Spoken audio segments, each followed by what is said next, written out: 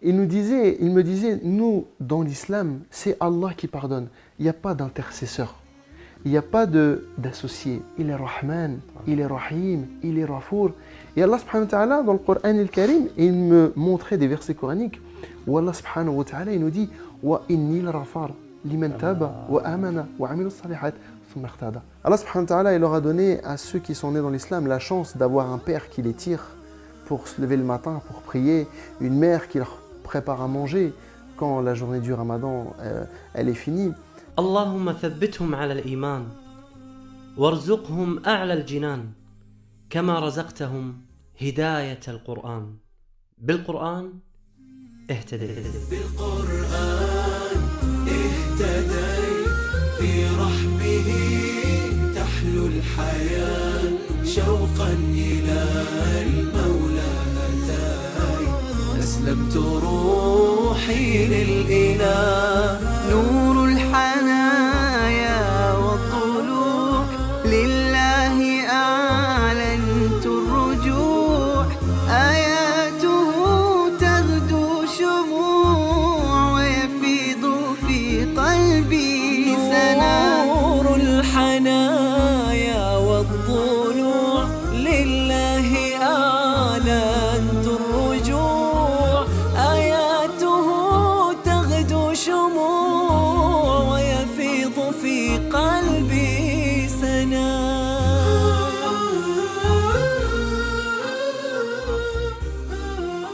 Moi je m'appelle Michael, j'ai 32 ans, donc mes parents sont tous les deux italiens, mon père et ma mère, donc on est d'origine italienne. J'ai grandi dans une famille de chrétiens, pratiquants, j'ai été baptisé, j'ai fait ma communion, ma confirmation, etc. شاب ذكي طموح محب لله حتى قبل أن يدخل الإسلام كان ملتزما بديانته السابقة المسيحية إنه ميكائيل الذي استضافني في منزله بفرنسا. Cheikh, Inch'Allah, on va aller chez moi. يا تفضل. شكرا على هذه الاستضافة في هذا ما شاء الله البيت الجميل الله يبارك فيك. شيخ حمزة قبل الإسلام كيف كانت حياتك؟ كيف كنت تعيش؟ هل كنت تذهب إلى الكنيسة وتعيش كل الأمور والطقوس الدينية التي يعيشونها النصارى؟ Oui, donc moi j'étais chrétien pratiquant, j'ai été baptisé, j'ai été communié et je suivais des cours de catéchisme. Mes parents, surtout les Italiens, pour eux la religion catholique c'est très important.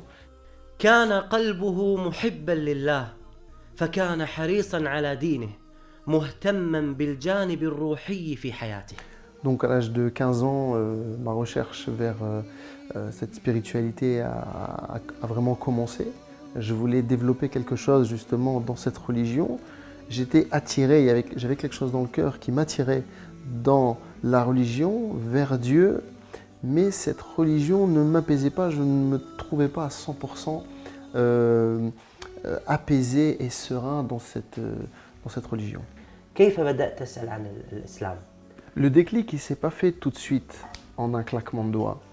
Je cherchais à m'épanouir dans la religion. Je cherchais à grandir dans la religion chrétienne. Oui, donc les questions que je me posais à ce moment-là, c'était un peu le but de notre existence. Quel est le sens de cette vie? Pourquoi on est là? Et subhanallah, Allah il a envoyé des musulmans qui m'ont parlé de l'islam et qui m'ont pas fait da'wa sur Qala Allah wa Qala Rasul sallallahu alayhi wa sallam, mais ils m'ont posé des questions sur ma propre religion, sur mon propre livre, sur la Bible. Un tas de questions qui sont restées sans réponse ou alors malheureusement avec des réponses contradictoires. وكان هذا ذكاء من أصحابه فلم يدعوه إلى الإسلام مباشرة بل تساءلوا عن دينه من غير تجريح ولا استهزاء.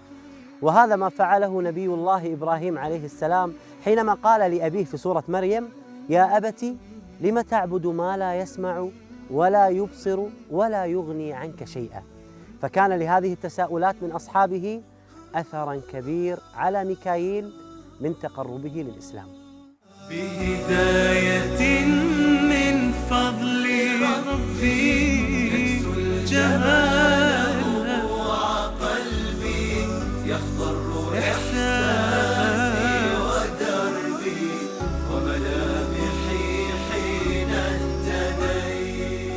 La première question qu'ils m'ont posée, c'est sur la création de Dieu sur l'univers. Ils m'ont dit, comment Dieu a créé l'univers? J'ai dit, Dieu, le premier jour, il a créé ça. Le deuxième jour, il a fait ça. Le troisième, il a fait ça. Le quatrième, le cinquième, le sixième et le septième jour, il s'est reposé. Il m'a dit, donc ça, c'est bien un verset de la Bible. J'ai dit, oui, c'est un verset qu'on lit. Dieu, le septième jour, il s'est reposé. C'est pour ça que les chrétiens, le dimanche, ils ne travaillent pas. C'était quelque chose, j'avais grandi avec ça. J'ai été éduqué dans ça. J'ai évolué dans ce repos de Dieu le dimanche. Et pour moi, c'était logique. Et le dimanche, on ne travaillait pas. Et même des fois, pour rigoler dans la famille, quand on disait dimanche, on fait ça. Non, dimanche, on ne travaille pas, c'est le jour du Seigneur. Nous, il m'a dit, dans notre religion, et il me cite le verset coranique, où Allah subhanahu wa ta'ala, il nous dit « Alladhi khalaqa as-samawati wal arda fi sittati ayyamin thumma stawa ala al-arsh » Et Allah subhanahu wa ta'ala, le septième jour, il s'est reposé sur le trône. Et là, je fais cette comparaison entre le Dieu que je suis en train de suivre, qui se repose, et ce Dieu qui a créé toute cette chose-là sans aucune fatigue. Il dit « Kun fayakun » soit et c'est. Et ensuite, il s'établit sur le trône. Voilà. Il y a complètement une perte de confiance et un doute énorme envers le premier, entre guillemets, Dieu qu'on est en train de suivre et qui fait partie de cette religion. فلا يصح أبداً أن نسأل عن شيء فعله الله سبحانه وتعالى وخلقه الله سبحانه وتعالى فنقول لما فعله ولما لم يفعله، فهو لا يسأل عما يفعل وهم يسألون. ولكن دلل العلماء وجعلوا أسباب أن الله سبحانه وتعالى عندما خلق السماوات والأرض في 6 أيام جعلوا لها أسباب، فمن أظهر هذه الأسباب أنهم قالوا أن الله سبحانه وتعالى يريد أن يبين للملائكة حكمة الله سبحانه وتعالى في خلق السماوات والأرض، ولم يبين للملائكة قدرته، فقدرة الله سبحانه وتعالى على الخلق تكون كن فيكون.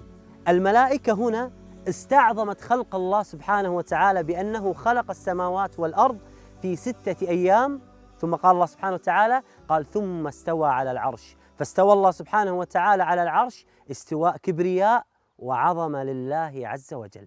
يا منزل القرآن نورا على أحمد، أحسست باطمئنان بالنور لما ابتدى بالقرآن برحمه تحلو الحياة شوقا إلى المولى أتاي أسلمت روحي للإله